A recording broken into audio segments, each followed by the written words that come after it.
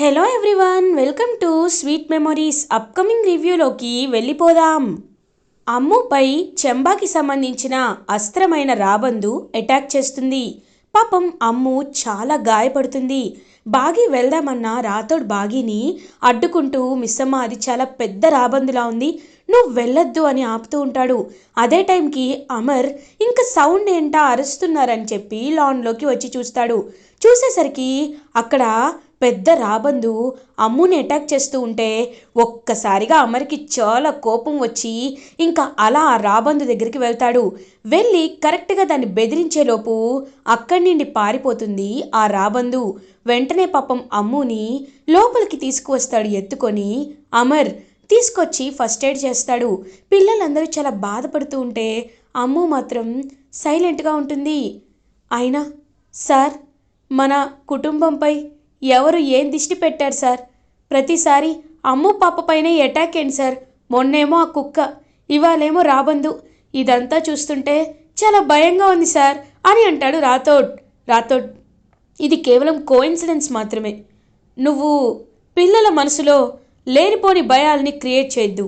బయట పిల్లలు ఉన్నారు కదా, వాళ్ళ దగ్గర ఈ విషయాలు ఏమీ మాట్లాడద్దు. అమ్ము, నువ్వు కూడా రెస్ట్ తీసుకో. రాథోడ్ చెప్పినవేమీ నిజం కాదు. It's merely co incidence, okay అని చెప్పి ఇంక పాపం అలా అమ్ము తలపై చేవేసి నిమిరి అక్కడి నుండి వెళ్ళిపోతాడు అమర్. పిల్లలందరూ అమ్ము దగ్గరికి వస్తారు. అమ్ము, నీకు ఇప్పుడు ఎలా ఉంది అని అడుగుతుంది అంజు. పర్లేదు అంజు అని అంటుంది అమ్ము. అయినా ఎందుకని ఆ రాబందు, ఐ మీన్ వల్చర్, కేవలం అమ్మునే అటాక్ చేసింది అని అడుగుతుంది అంజు. ఎందుకంటే ఏం చెప్తాం, అమ్ము దూరంగా ఉంది కదా, అందుకేనేమో అని అంటాడు ఆనంద్. అవునవును, ఎప్పుడూ ఇలా జరగలేదు అని ఆకాష్ అంటే, నాకు అర్థమైంది, అందరికంటే బ్యూటిఫుల్గా ఉండేది అమ్మునే కాబట్టి ఆ అమ్మునే అటాక్ చేసింది అని జోక్ వేస్తుంది అంజు. ఇంకా అమ్ము పాపం నవ్వుతుంది. అలా అమ్ముని నవ్విస్తూ ఉంటారు పిల్లలందరూ కలిసి. అప్పుడే బాగి పాపం పరిగెత్తుకుంటూ అమ్ము దగ్గరికి వస్తుంది. చాలా ఎమోషనల్గా ఫీల్ అవుతూ అమ్ము అని అలా అమ్ముని హక్ చేసుకుంటుంది. బాగి హక్ చేసుకొని, అమ్ము అమ్ము నీకేమీ జరగదు, ఇకపై నీకు ఇలాంటి అటాక్స్ జరగవు అని ఏడుస్తూ ఉంటుంది బాగి. మిస్సమ్మ, నువ్వేమంటున్నావు అని అంటుంది అమ్ము. ఏం లేదు అని కన్నీళ్ళు తుడుచుకుంటూ, పిల్లలు ఇకపై మీరు చాలా జాగ్రత్తగా ఉండాలి. మీరు మీరు ఖచ్చితంగా ఒకరితో ఒకరు గొడవ పడకూడదు. టైంకి భోజనం చేయాలి. మార్నింగే లేచి హోంవర్క్ కంప్లీట్ చేసుకోవాలి. వీలైనంత వరకు చదువుకుంటూ ఉండాలి. మీరు బాగా చదువుకుంటేనే మీ డాడీ ఎంతో హ్యాపీగా ఫీల్ అవుతారు, సరేనా అని పాపం ఓదారుస్తూ చెప్తుందనమాట బాగి. మిస్సమ్మ, నువ్వెందుకు మేమేదో ఊరు వెళ్తున్నట్టో లేకపోతే నువ్వెక్కడికో వెళ్తున్నట్టో ఇవన్నీ చెప్తున్నావు? ఏమైంది మిస్సమ్మ అని అడుగుతారు. ఏమీ లేదు, కానీ మీరు మాత్రం జాగ్రత్తగా ఉండాలి పిల్లలు అని లోపలికి వెళ్ళి వెక్కి వెక్కి ఏడుస్తూ ఉంటుందన్నమాట బాగి. అదే టైంకి చెంబా బాగి దగ్గరికి వచ్చి, మేడం, మీరు ఏమనుకుంటే అది అనుకోండి, కానీ పిల్లలు మాత్రం చాలా బాధపడుతున్నారు మేడం. వాళ్ళని మీరే జాగ్రత్తగా చూసుకోవాలి. మీరే అమ్ము పాప విషయంలో అని అనేసరికి, లేదు లేదు యాదమ్మ, అమ్ముని నేను హాస్టల్కి పంపించను, నేనే ఈ ఇంటి నుండి వెళ్ళిపోతాను అని పాపం బ్యాగ్ సర్దుకుంటుంది బాగి. ఇది ఇలా ఉండగా నైట్ అవుతుంది. ఇంకా అలా బాగి పాపతో అండ్ చెంబాతో బయటకు వస్తుంది. మేడం, ఇప్పుడు మీరు అని అంటారు. ముందు ఒకసారి స్వామీజీ గారి దగ్గరికి వెళ్తాను, వెళ్ళి వేడుకుంటాను. ఒకవేళ తప్పదు, దూరం అవ్వాలి అంటే వెళ్ళిపోతాను, లేకపోతే నేను అమ్ముతో నా పాపతో సంతోషంగా ఉండొచ్చు కదా అని కన్నీళ్ళు తుడుచుకుంటూ ఆఖరి ప్రయత్నంగా స్వామీజీ దగ్గరికి వెళ్తుంది పాపం బాగి. వెళ్ళి ఆయన్ని అడుగుతుంది. ఆయన గవ్వలు వేసి జ్యోతిష్యాన్ని చూస్తారు.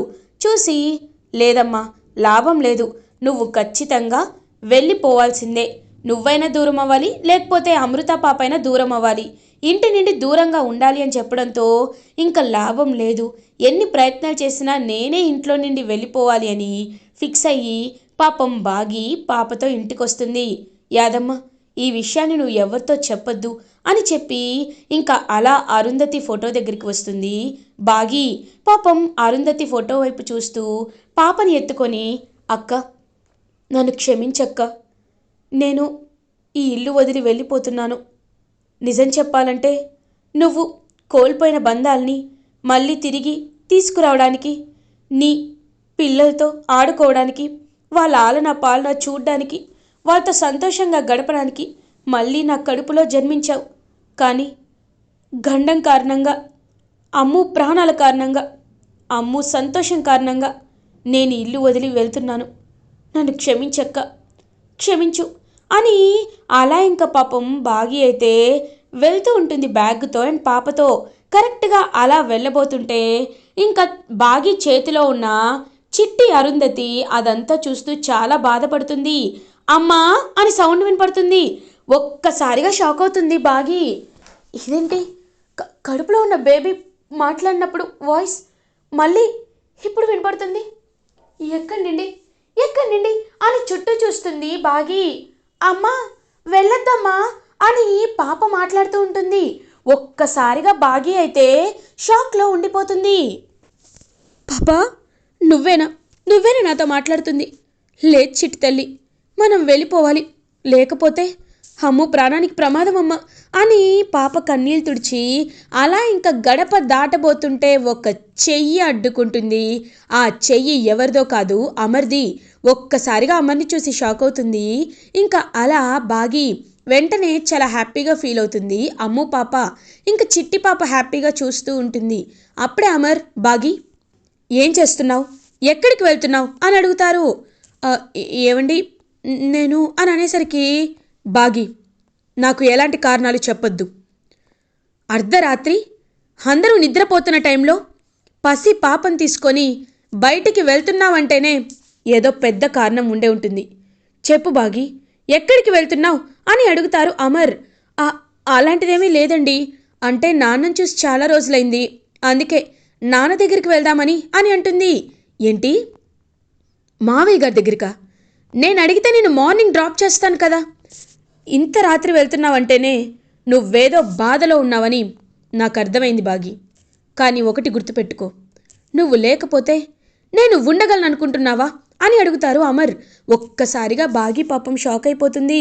అది కాదండి అని అంటుంది. చూడు బాగి, నువ్వు స్వార్థపరురాలివి కాదు, నీ మనసు నిష్కల్మషమైనది. ఎప్పుడూ ఎదుటి వాళ్ళ మంచి గురించే నువ్వు ఆలోచిస్తావు. ఎదుటి వాళ్ళు నాశనం అవ్వాలని కానీ, వాళ్ళ చెడు గురించి కానీ నువ్వు ఎప్పుడూ ఆలోచించవు. అందరి తర్వాతే నువ్వు అనుకుంటావు. అంత ప్యూర్ హార్ట్ నీది. అలాంటి హార్ట్ ఫ్యామిలీని వదిలి వెళ్ళిపోవాలి అనుకుంటుంది అంటేనే ఏదో కష్టం వచ్చిందని అనుకోవాలి. ఆ కష్టానికి తోడుగా నేనుంటాను. నీ సుఖంలో సంతోషంలో నీకు తోడుగా ఉంటానని నీ మెళ్ళో తాళి కట్టి నిన్ను భార్యగా చేసుకున్నాను. అలాంటిది ఇప్పుడు నీ కష్టంలో నేను తోడుగా ఉండలేనని ఎలా అనుకుంటావు బాగి అని అంటారు అమర్. పాపం వెంటనే బాగి ఏవండి అని హక్ చేసుకుంటుంది అమర్ని. చూడు బాగి, నీ ప్రాబ్లం నాకు చెప్పు, ఎంత పెద్ద ప్రాబ్లం అయినా నేను సాల్వ్ చేస్తాను అని అంటారు అమర్. లేదండి, ఈ విషయాన్ని నేనెవరితో చెప్పుకోలేను అని అంటుంది. సరే టైం తీసుకో, ప్రాబ్లం సాల్వ్ అయ్యేంత వరకు నువ్వు ఈ ఇంట్లోనే ఉండాలి. నీకు నా హెల్ప్ ఎంత కావాలన్నా నేను చేస్తాను. కానీ ఒకటి మాత్రం గుర్తుపెట్టుకో, ఈ ఇంట్లో నుండి వెళ్ళాలనే డెసిషన్ మాత్రం ఎప్పటికీ తీసుకోనని నాకు మాటివ్వు బాగి అని అంటారు అమర్. ఒక్కసారిగా పాపం బాగి చూస్తూ ఉంటుంది. మాటివ్వు బాగి అని అడుగుతారు అమర్. ఇంక వెంటనే బాగి పాపం మాటిస్తున్నానండి, ఎప్పటికీ మిమ్మల్ని బాధ పెట్టే పని నేను ఎప్పటికీ చేయను, ఈ ఇల్లు వదిలి వెళ్ళను అని పాపం అలా మాటిస్తారనమాట. అదంతా విని చాలా హ్యాపీగా ఫీల్ అవుతారు అమర్. సరే రా వెళ్దామని చెప్పి ఇంకా లోపలికి వెళ్ళిపోతారు. అదే టైంకి మనోహరి ఇదంతా సీక్రెట్గా చూస్తూ, ఇదేంటి నా ప్లాన్ అంతా ఫ్లాప్ అయిపోయింది, అమర్ మాటలకి అంతా ఛీ, ఇప్పుడు నేను ఏం చేయాలి అని చెప్పి చాలా ఇరిటేటింగ్గా ఫీల్ అవుతుందన్నమాట మనోహరి. ఇది ఇలా ఉండగా మార్నింగ్ అవుతుంది. బాగి అలా ఇంకా పాపని తీసుకొని హాల్లోకి వస్తుంది. పాప వైపు చూస్తూ, లేదు రోజు నేను ఏం చేయాలో అర్థం కావట్లేదు, ఆ దేవుడే దిక్కని అనుకోవాలి. కానీ ఇప్పుడు నాకు దేవుడు తప్ప ఏ దారి కనిపించట్లేదు. కాసేపు వెళ్ళి గుడిలో కూర్చుంటాను. అప్పుడైనా నాకు ప్రశాంతంగా ఉంటుంది అని ఇంక పాపని తీసుకొని బయలుదేరుతుంది. పిల్లలందరూ స్కూల్కి వెళ్ళిపోతారు.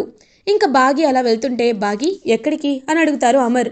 ఏం లేదండి, గుడికి వెళ్తాను, కాసేపు గుడిలో కూర్చుంటాను అని అంటుంది. సరే వెళ్ళిరా, జాగ్రత్త, ఫోన్ దగ్గరలో పెట్టుకో సరేనా అని అంటారు. ఓకే అండి అని చెప్పి ఇంకలా పాపం బాగి అయితే పాపం తీసుకొని టెంపుల్కి బయలుదేరుతుంది. అప్పుడే కరెక్ట్గా ఆ పంతులు కూడా అదే టెంపుల్కి వస్తాడు. ఇంకా బాగి అలా దేవుడికి నమస్కారం పెట్టుకొని పాపం మనస్ఫూర్తిగా కోరుకుంటుంది. స్వామి, నేను ఎప్పుడు నిన్ను నా గురించి ఏ కోరిక అడగలేదు, కానీ అమ్ము క్షేమంగా ఉండాలి, నా పాప జాతకంలో ఉన్న దోషాన్ని నువ్వు తీసేయాలి స్వామి అని అలా పాపం మనస్ఫూర్తిగా కోరుకుంటుంటే, అదే టైంకి చిట్టి అరుంధతి అయితే ఒక్కసారిగా పంతుల్ని చూస్తుంది. ఈ విషయం ఎలా అయినా అమ్మకి చెప్పాలి అని అక్కడ దగ్గరలో ఉన్న ఒక చిన్న వస్తువు కుంకుమబర్ణని అలా విసిరేస్తుందనమాట అమ్ము పాప, అంజు పాప. సింక్ చూస్తుందనమాట బాగి. చిట్టి ఏమైంది అని పక్కకు చూసేసరికి అక్కడ పంతులు గారు అండ్ మనోహరి కనబడతారు. ఒక్కసారిగా షాక్ అవుతుంది బాగి. ఇదేంటి, పంతులు గారు మనోహరితో మాట్లాడుతున్నారు అంటే ఇదంతా మనోహరి అని ఇంకా సీక్రెట్గా ఫాలో అవుతుందన్నమాట బాగి. అలా ఇంకా వాళ్ళిద్దరిని చూస్తుంది. మనోహరి పంతులకి డబ్బులు ఇస్తుంది. ఇదిగోండి, మీరు అడిగిన డబ్బులు ఇచ్చాను, మీరు చాలా బాగా నటించారు, లేని గండాన్ని ఉందని చెప్పి బాగిని బాగా భయపెట్టారు, కానీ మీరు చేయాల్సింది ఇంకా ఉంది, మీరు ఇవాళ మా ఇంటికి రావాలి అని అంటారు. ఎందుకమ్మా అని అడుగుతారు. అమర్ బాగీని ఇంటిలోండి బయటికి వెళ్ళకూడదని మాట తీసుకున్నాడు, కాబట్టి బాగి వెళ్ళలేదు. ఇప్పుడు మీరు బాగి మైండ్ని ఇంకా పొల్యూట్ చేయాలి, కాబట్టి మీరింటికి వచ్చి శాంతి హోమం జరిపిస్తున్నానని చెప్పి ఇంకా బాగి మనసుని బాగా పొల్యూట్ చేయండి. అప్పుడు అమ్మునైనా హాస్టల్కి పంపిస్తారు.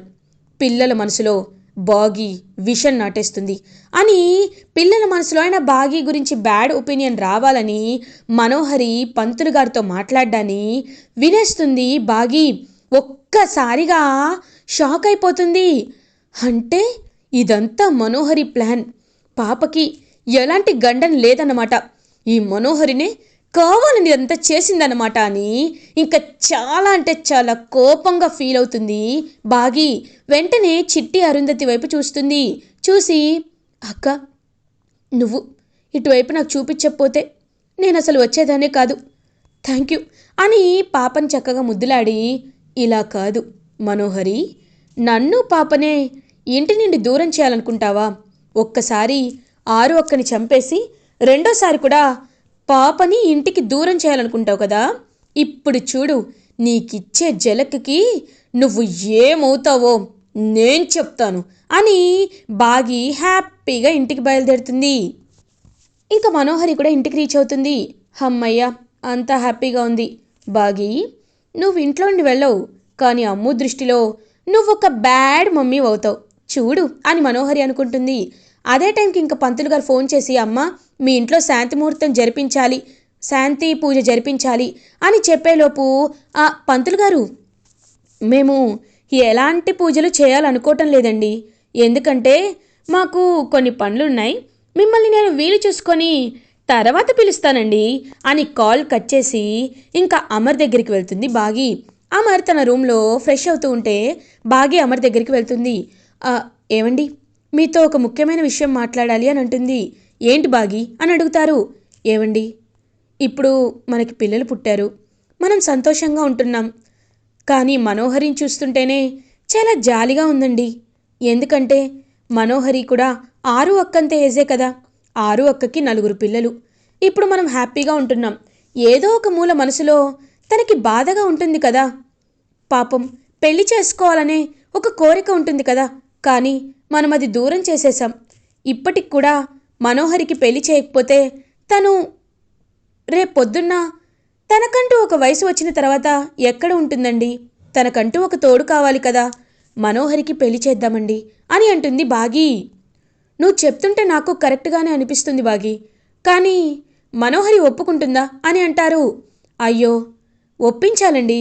ఎందుకంటే ఫ్యామిలీ వాల్యూ అనేది ఒక అనాథకే తెలుస్తుంది కదా. మనం తనకి తెలిసేలా చేద్దాం. ఖచ్చితంగా బాగి కాదు, మీరు చెప్తున్నానంటే మీ మాటని మనోహరి గౌరవిస్తుంది.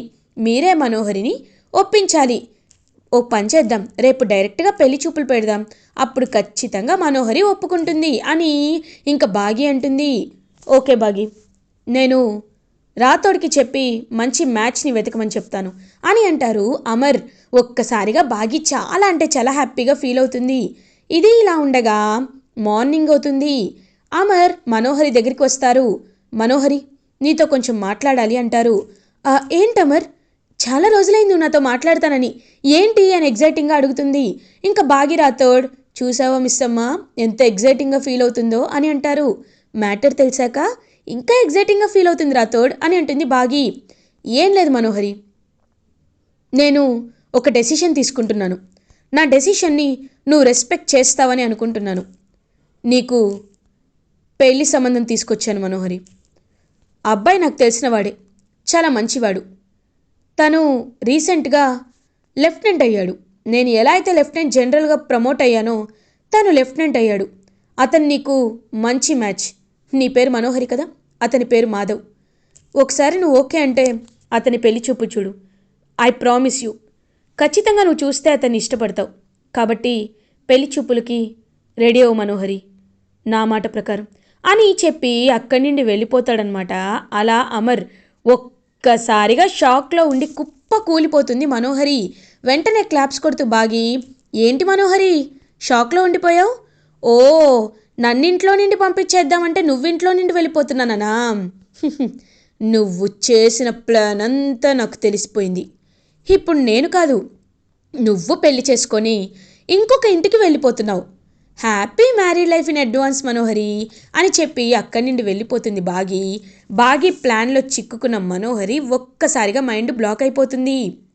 ఇలా ఎపిసోడ్ ఎండ్ అవుతుంది. ఫర్దర్ ఎపిసోడ్ రివ్యూస్ ముందుగా మీకు కావాలి అనుకుంటే మా ఛానల్ని సబ్స్క్రైబ్ చేసుకోండి. Thanks for watching.